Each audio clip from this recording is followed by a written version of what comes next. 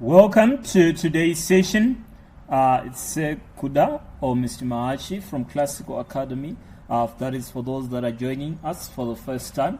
So I'm going to be assisting you in mathematics. That's those that are taking O-level mathematics. And today's session, we are going to look at circle theorems. So get ready as we start. We are going to look at circle geometry. So let's get started. So before you can be able to attempt questions on circle geometry, the first thing is to understand the circle theorems. So you need to first of all have an overview of the circle theorems. So we are going to go through each of these circle theorems. Then it is these circle theorems that we'll be applying to answer the questions. So let's get into the circle theorems. But before we get into the circle theorems again, let's understand the circle and the different parts of the circle.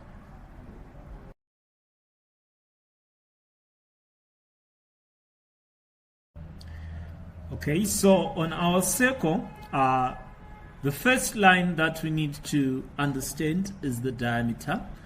So the diameter is that line in blue, the line that is cutting our circle into two equal halves. So that's the diameter. So the diameter, we are going to be talking about it more often if the line is subtended by the diameter, or if we say if the triangle is sitting on the diameter. So the diameter, it has to pass through the center. The diameter is that straight line that's passing through the center, cutting the circle into two equal halves. Then besides the diameter, we also have the radius.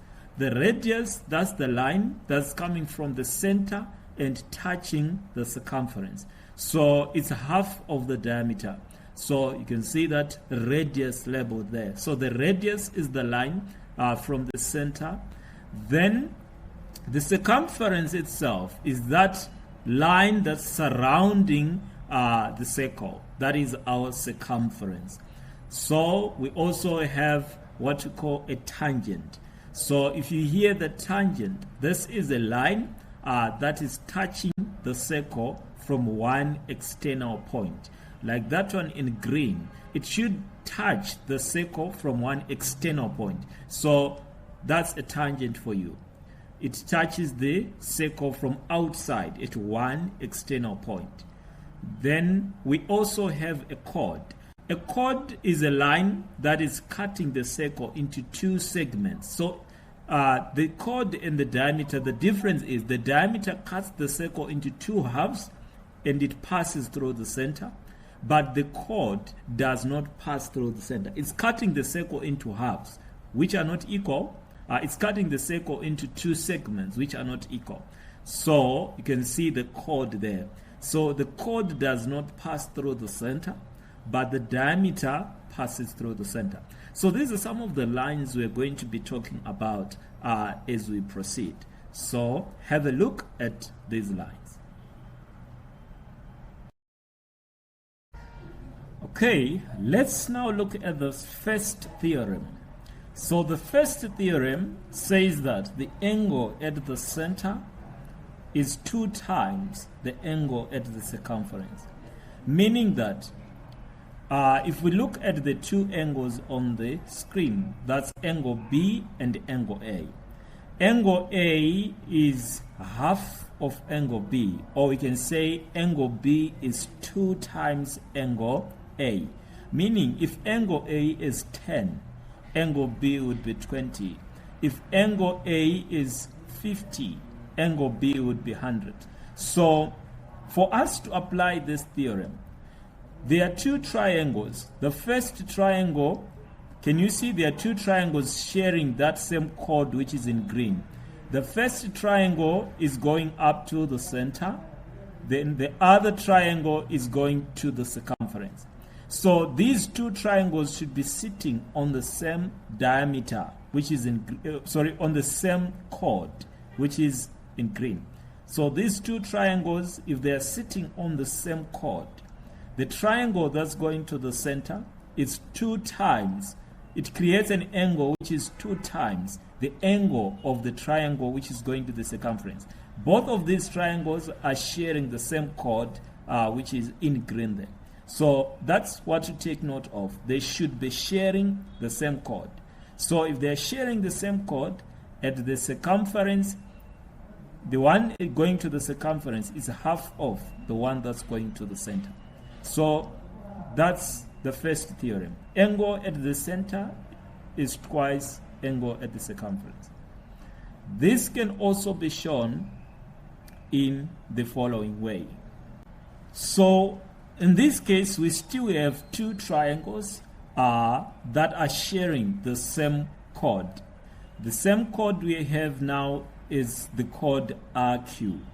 So we have 2 triangles, the triangle RPQ and ROQ. They are sharing the same chord. One of the triangles is going to the center and the other one is going to the circumference. So again, angle B is 2 times angle A. So if angle B is 120, angle A would be half of 120. So the 2 triangles are still sharing the same chord. One is going to the center and the other one is going to the circumference. So the one at the circumference is half of the angle at the center.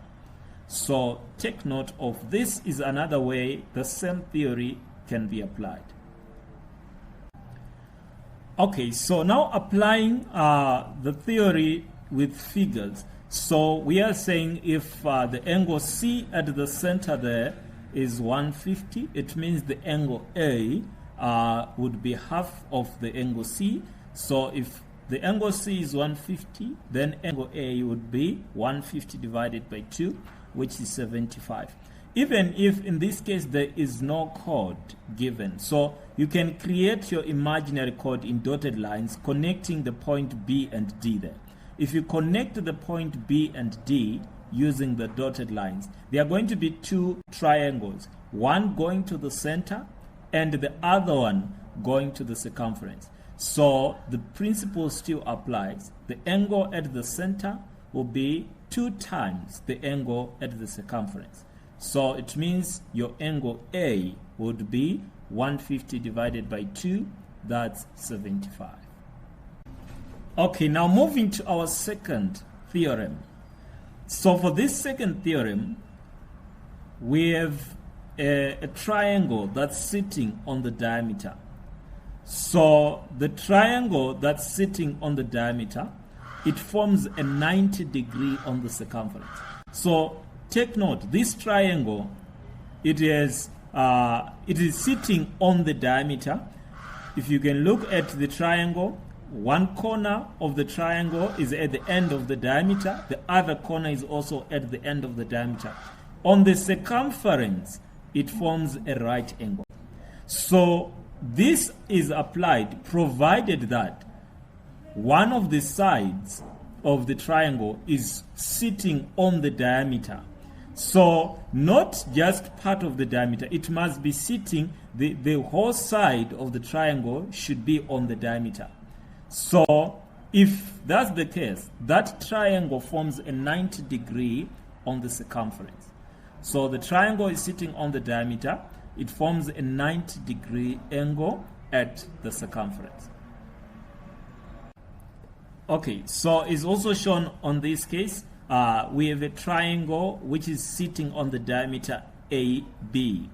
So the triangle that's sitting on the diameter AB, at the circumference, it forms a 90 degree angle. So we are saying the angle subtended by the diameter forms a 90 degree angle at the circumference, or the angles in a semicircle, they form 90 degree angles. So in simple terms, we are saying if the triangle is sitting on the diameter, like in this case, the whole side of the triangle, the side AB, is sitting on our diameter. So it forms a 90 degree angle at the circumference. So it doesn't actually matter how the triangle is sitting, as long as one of the sides is on the diameter and the other corner is on the circumference. It forms 90 degrees. So irregardless of whether it's upside down like this case or it's upright, as long as one of the sides is sitting on the diameter, it forms 90 degrees on the circumference. Then our third theorem is that angles in the same segment are equal. So angles in the same segment are equal, or if the angles are sitting on the same chord, they form equal angles at the circumference. So if triangles that are sitting on the same chord, if we look at this, we have two triangles, the one with the angle theta and the other one with also the angle theta. They are all sitting on the same chord, so they form equal angles at the circumference. Take note, the equal angles will be at the circumference.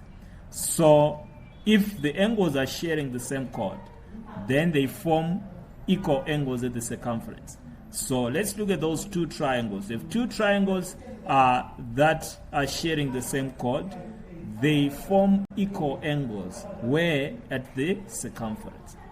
So let's look at how this can also come. So in this case also, if you can look at the diagram, we have the same chord DB.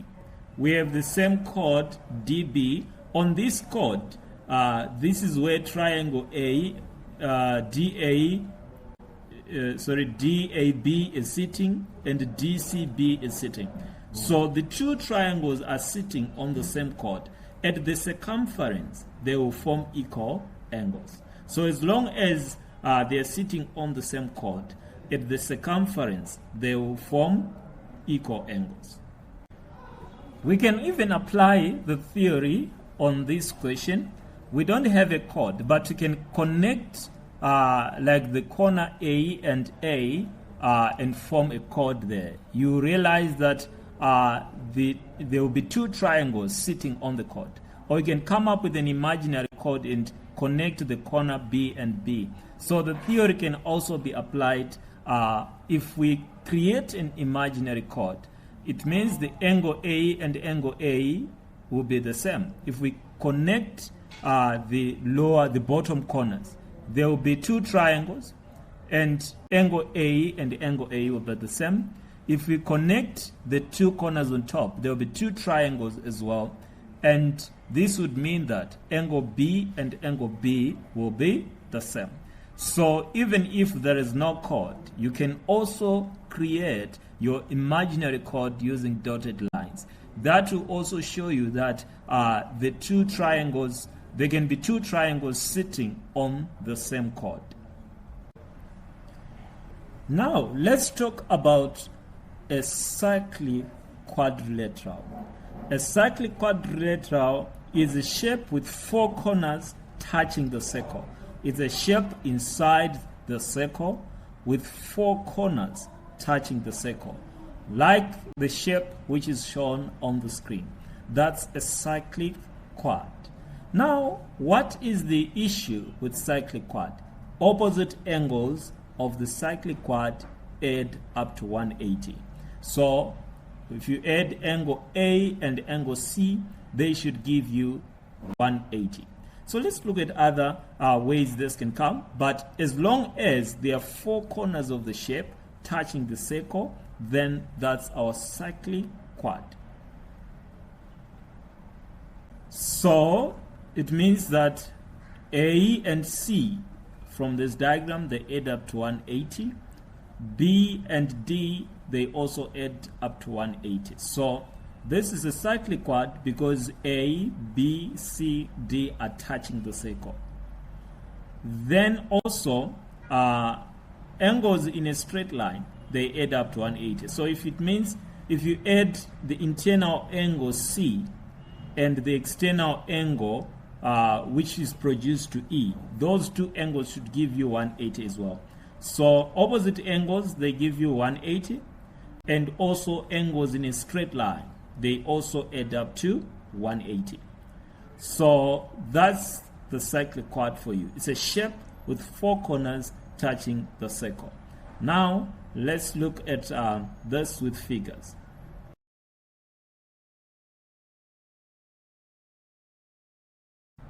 Okay, now let's get to the tangent theorems to a circle. Remember, we said a tangent is a straight line that's touching the circle at one external point. So where that straight line touches the circle, if we produce a line going to the center, we call that one the normal, or it can be the radius. So the tangent and the normal, where they meet at right angle, as you can see on the screen there. So the tangent and the normal, they form a right angle, so that's 90-degree angle. Then our next theorem, this theorem number 6, alternate segments are equal. So which are these alternate segments? So can you see there's a triangle which is touching the 3 corners of which is the 3 corners touching the circle. So where this one of the normals, where one of the chord connecting the triangle meets the tangent, look at that point in yellow, where the chord, that is the chord forming the triangle ABC, is meeting the tangent. That angle is the same with the internal opposite angle of the triangle. So those angles I've shaded in yellow, those angles are equal. So firstly, there has to be a tangent, and where the tangent is meeting the triangle which with 4 corners touching the circle, the angle formed by the tangent and that triangle is equal to the internal opposite angle. So it means C is also the same with, let me move to the next triangle so that you can also see this in another way. So as you can see, again we have our tangent and we have a triangle with 3 corners touching the circle.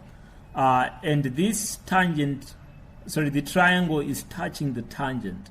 So where the triangle and the tangent meet, the angle between one of the sides of the triangle, like the one in paper there, is equal to the internal opposite. The same thing with the other side in green, where one of the sides of the triangle is meeting the tangent. That angle which is formed is equal to the internal opposite angle, which is A.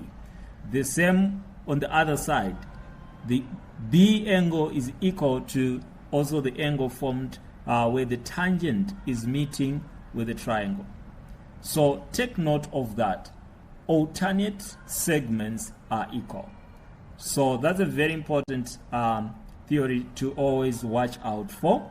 So these are the key theories that we want to start with. So I've given you the theories. Now let's get to the next part, which is applying these theories to questions.